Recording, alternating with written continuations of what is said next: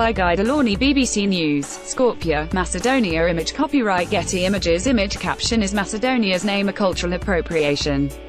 Greece thinks so. Macedonia is rolling back on the trolling. Its policy of antiquization served for a decade as an epic act of nose-thumbing at its southern neighbor, Greece. But last summer's change of government has brought a radically different approach, and hope of a solution to one of Europe's longest-enduring diplomatic disputes. Since Macedonia declared its independence in 1991, Athens has refused to recognize its constitutional name. Greece insists that only its own northern region should be called Macedonia, and it argues that the former Yugoslav republic's use of the name implies a territorial claim and cultural appropriation.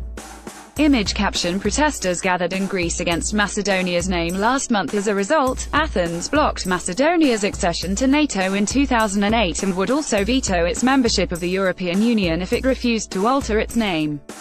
High toll seemingly deciding it might as well be hanged for a sheep as a lamb, Macedonia went on the offensive. Airports, motorways and sports stadiums were renamed in honor of Alexander the Great and his father Philip, Greek heroes recast as Macedonian. Then came the statues. Today, visitors to the capital, Skopje, could be forgiven for thinking they had stumbled into a Weeping Angels episode of Doctor Who. Image caption A statue of Olympia, the mother of Alexander the Great, at a fountain in Skopje. Scores of statues loom from the ledges of bridges and peer down from plinths in the squares. Alexander is depicted both as a rampant warrior on a horse, and a babe in arms, cradled on his mother's knee.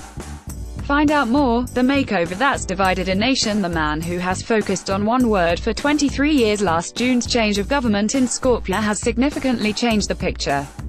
The new administration, led by the Social Democrats, opposes antiquization, on ground of taste as well as diplomacy.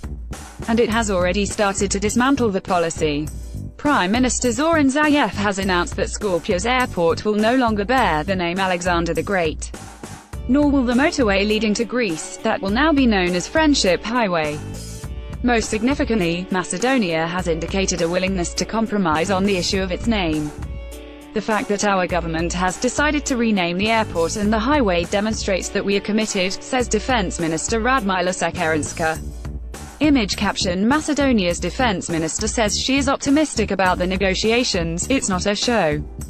We want to allow this country to free itself from an enormous burden that has taken a very high toll. Cuts to core of identity. Athens has responded positively. Talks between the country's foreign ministers were followed, last month, by a meeting between Mr. Zaev and his Greek counterpart, Alexis Tsipras.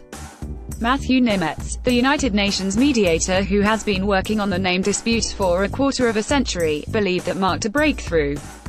He said the meeting was positive and crucial, and remained upbeat after visiting Athens and Skopje last week. I believe deeply that this is the right time to try to break through on this issue, solve it finally, move forward in the region with the two countries in friendship and cooperation, he said. But there are people in both Macedonia and Greece who would prefer to see the process fail. A demonstration in Athens over the weekend attracted a six-figure crowd. Their demand was clear: a new name for their neighbor should not include the word Macedonia at all. These are Slavs, said one woman in the crowd, pointing at a homemade map she was carrying. They are not Macedonians, we are Macedonians.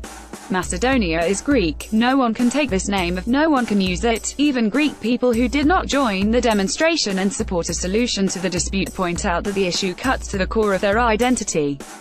Native of Thessaloniki would call themselves Macedonian, in the same way that someone from Burnley in the English county of Lancashire would identify as Lancastrian. So the name of the neighbouring state is, at best, awkward and, for some people, infuriating. The N-word, their official Greek position, has long been for a compound name, such as New Macedonia or Upper Macedonia. But the opposition New Democracy Party has seen an opportunity to use the dispute to gain political ground. And a junior partner in the governing coalition, Independent Greeks, has made clear its opposition to any solution involving the M-word. George Zogopoulos, an international relations expert at Bessa Center, an Israeli think tank, says the demonstrators are misguided. But he is also gloomy about the outcome of the name negotiations. I don't understand why so many people are optimistic, he says. There are important differences between the two sides. Greece wants a name which would be used around the world, not just between the two countries. and that would require Skopje to change its constitution. The protesters' complaint that Macedonia shouldn't even be part of the name is completely unrealistic, but if you take into account that public opinion in Greece is completely misinformed, it's a normal reaction. Image caption: Alexander no more. Skopje's airport is to change its name in Skopje. Posters declaring, "We are Macedonia," have appeared on billboards opposite the National Assembly, insisting that the right to self-determination trumps Greek concerns. But protest numbers have been very small. An analyst, Sasha Ordinovsky, is convinced that the majority now have few objections to altering the country's name. The public in Macedonia is very realistic.